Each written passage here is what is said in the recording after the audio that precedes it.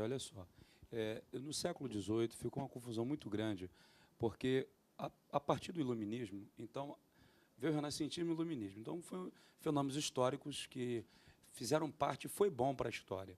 Sobretudo, desencadeou, dentro da ideia teológica, o liberalismo teológico. Então, esse liberalismo ele existe até hoje. É eu querer pegar a Bíblia e adaptar o meu comportamento, seja ele qual for, dentro do aspecto social.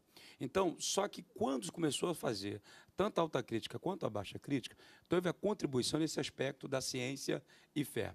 Então, eu quero dar alguns exemplos rápidos e objetivos. O primeiro seria a conversão. A conversão de uma pessoa, ela não é uma questão de mudança, porque uma mudança de comportamento, uma mudança de linguística, ou de como fala, uma mudança de estética, uma mudança, talvez, até de uma performance de um ser, não quer dizer necessariamente que ele sofreu uma conversão.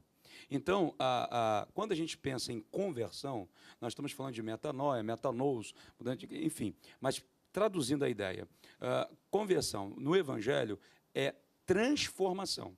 Então, o apóstolo Paulo, todo mundo aqui conhece, ele citou em 2 Coríntios 5,17, assim, se alguém está em Cristo, nova criatura é, ou nova criação de Deus é, as coisas velhas se passaram, tudo se fez novo. Ok. Isso é um alegado de fé apenas. Não, isso também é científico. Por quê? Essa conversão é cognoscível e ela não aconteceu num nicho, nem num gueto e nem num grupinho. Essa conversão ela acontece nos quadrantes do planeta Terra. É uma experiência que acontece com milhares de pessoas no mundo inteiro. E ela passa por um processo que é intelectual. O primeiro processo é o processo visual.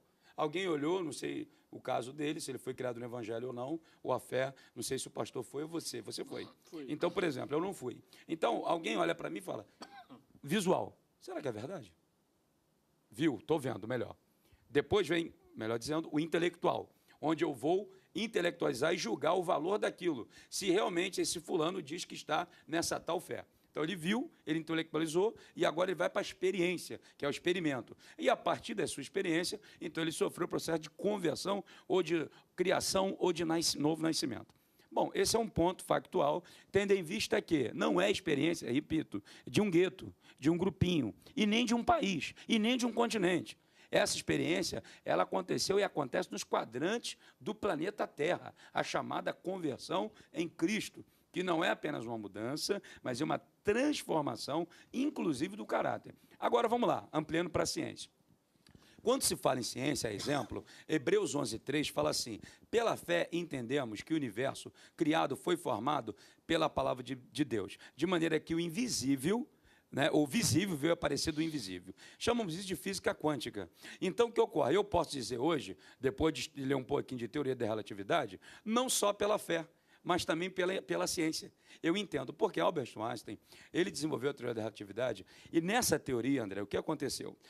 Foi descoberto o seguinte, que tudo que é matéria, antes, era energia condensada.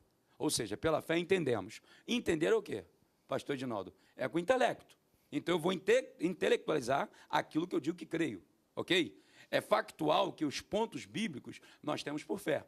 Mas é exemplo desse fato científico, então Albert Einstein fala o seguinte, olha, pela fé entendemos que o universo, ou melhor, a Bíblia, pela fé entendemos. Aí ele descobriu o seguinte, que tudo antes de ser matéria era energia condensada. Aí tu vai, aí tem lá a resolução da física e tal, tantas vezes multiplicado a velocidade da luz ao quadrado, que virou matéria. Ok.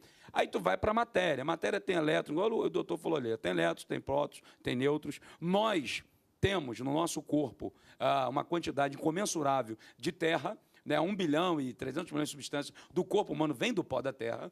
Mendel, no século XVIII, ele foi abafado, porque ele descobriu o código genético, e ele foi vilipendiado na sua história, porque o código genético está em Gênesis capítulo 1.